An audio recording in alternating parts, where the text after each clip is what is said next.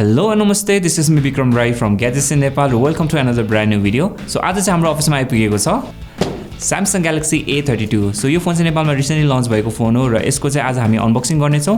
साथसाथै यसको फिचर्सहरु के कस्तो छ त्यो तपाईलाई म भन्नेछु र अन्त्यमा चाहिँ मेरो आफ्नो इनिशियल थट्सहरु पनि शेयर गर्नेछु regarding this smartphone. So without further ado, let's get started.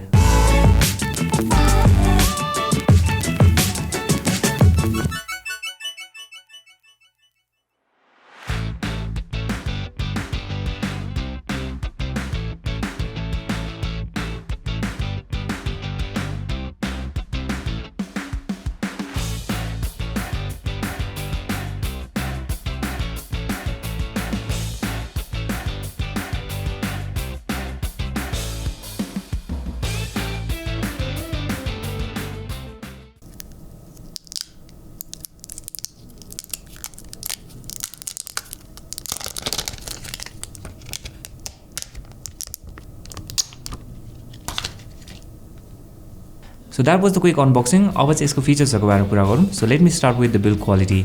So यो फोन चाहिँ तपाईको प्लास्टिकबाट चाहिँ बनेको छ. यसको फ्रेम पनि प्लास्टिकबाट बनेको छ अनि यसको पछाडीको ब्याक त्यो पनि प्लास्टिकबाटै बनेको छ. But having said that, यो फोन हातमा लिँदाखेरि चाहिँ तपाईलाई चिप बिल्ड क्वालिटी जस्तो फिल चाहिँ तपाईलाई आउँदैन.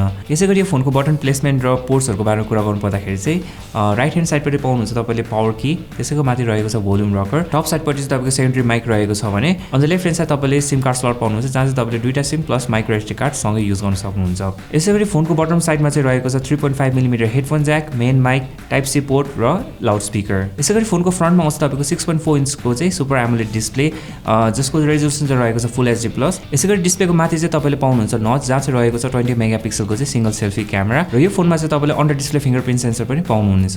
यसैगरी यो फोनको बेजल्सको बारेमा कुरा गर्नु पर्दाखेरि चाहिँ like with other mid range smartphone यो फोनमा पनि तपाईको टप र साइडहरुमा चाहिँ बेजल्सहरु कम रहेको छ भने बटम साइडपटि चाहिँ तपाईको बेजल चाहिँ अलिकति मोटो चाहिँ रहेको छ. यसैगरी यो फोनको ब्याक साइडको कुरा गर्नु पर्दाखेरि चाहिँ अब यहाँ चाहिँ Samsungले चाहिँ अलिकति युनिक अप्रोच लिएको छ when it comes to camera setup. यो युनिक क्यामेरा डिजाइनले गर्दाखेरि चाहिँ यो फोन चाहिँ अरु फोनहरु भन्दा चाहिँ अलिक फरक देखिन्छ जुन चाहिँ मलाई चाहिँ एकदमै राम्रो लाग्यो. सो पछाडी चाहिँ तपाईले क्वाड रे क्यामेरा सेटअप पाउनुहुन्छ जहाँ चाहिँ मेन क्यामेरा सेन्सर रहेको छ 64 मेगापिक्सलको, 8 मेगापिक्सलको अल्ट्रा वाइड, 5 मेगापिक्सलको म्याक्रो र 5 मेगापिक्सलको डेप्थ सेन्सर पाउनुहुन्छ. So here are some sample images from this device. Let us know in the comment section below तपाईलाई चाहिँ क्यामेरा क्वालिटी के कस्तो लाग्यो भनेर.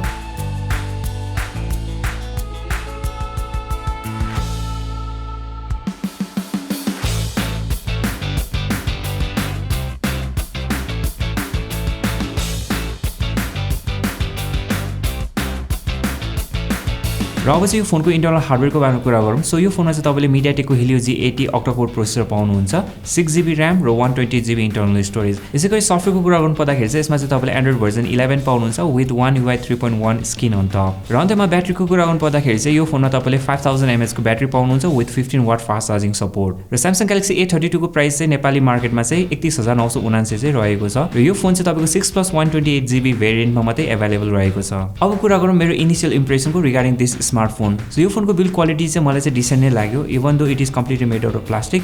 हातमा राख्दाखेरि चाहिँ त्यस्तो चिप फिल चाहिँ आउँदैन जुन चाहिँ मलाई अगाडि पनि भनेको थिएँ. यसैगरी यो फोनको ब्याकको लुक पनि युनिक छ र त्यसले गर्दाखेरि चाहिँ यो फोन अरू फोनहरु भन्दा चाहिँ क्वाइट डिफरेन्ट देखिन्छ र हेर्दाखेरि चाहिँ प्रिमियम पनि देखिन्छ. तर फ्रन्टमा चाहिँ मेरो एउटा कम्प्लेन के रहेको छ भन्दाखेरि चाहिँ बटनको बेजल चाहिँ अलिकति मोटो रहेको छ. सो बटनको बेजल चाहिँ अलिकति कम भइदिएको भए चाहिँ अगाडिबाट पनि यो फोन चाहिँ अलिक राम्रो चाहिँ देखिन्छ जस्तो लाग्यो. यसैगरी यो फोनमा चाहिँ तपाईले सुपर एमोलेड डिस्प्ले पाइराख्नु भएको छ. सो तपाईले मुभीहरु हेर्दाखेरि चाहिँ एकदमै इन्जोय गर्नुहुन्छ. अल्सो डिस्प्लेको ब्राइटनेस पनि हाई नै रहेको छ. सो यदि तपाईले यो फोन चाहिँ डाइरेक्ट सनलाइटमा चलाउनु भयो भने तपाईलाई त्यति साह्रो गाह्रो चाहिँ पर्दैन. अल्सो तपाईले चाहिँ यो फोनमा चाहिँ 90 हर्ट्ज को रिफ्रेश रेट पाउनुहुन्छ जसले गर्दाखेरि चाहिँ तपाईले यो फोन चलाउँदाखेरि चाहिँ एकदमै स्मुथ फिल चाहिँ हुन्छ. अल्सो हामीले के नोटिस गर्यौं भन्दाखेरि चाहिँ MediaTekको Helio G80 octa core प्रोसेसरले चाहिँ 90 हर्ट्ज रिफ्रेश रेट मेन्टेन गर्न चाहिँ सक्दै रहेछ. सो यो फोनको युआईहरु चलाउँदाखेरि चाहिँ हामीले चाहिँ ल्यागहरु हुने, फ्रेम ड्रपहरु हुने त्यस्तो इस्युहरु चाहिँ पाएनौं. दी ओन्ली डाउनसाइड यो फोनको डिस्प्लेको भन्नु पर्दाखेरि चाहिँ यो फोनको डिस्प्लेले चाहिँ HDR कन्टेन्टहरु चाहिँ सपोर्ट नगर्ने रहेछ. अल्सो यो फोनको परफर्मेन्सको बारेमा कुरा गर्नु पर्दाखेरि चाहिँ यो फोनले तपाईको डे टु डे टास्कहरु जस्तो सोशल मिडिया एप्सहरु, भिडियोहरु हेर्ने, वेब ब्राउजिङहरु गर्ने यस्तो टास्कहरु चाहिँ यो फोनले इजिली ह्यान्डल गर्न सक्छ.